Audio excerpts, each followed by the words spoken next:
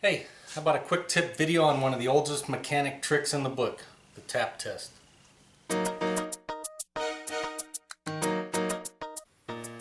Alright, I'm going to show you one of the oldest mechanic tricks in the book. And while I'm thinking of it, let me know if you have a old mechanic trick. Leave it in the comments. Anyway, this window regulator is not working. I got the key on. You can see it's not doing anything. And obviously I need to get it down. But if you don't feel like going through all the diagnostic process, which I already have, and that's why I know it's bad, take out your hammer. If we hit this and it starts working, we know that that's our problem. We didn't have to do any other troubleshooting. So let's see.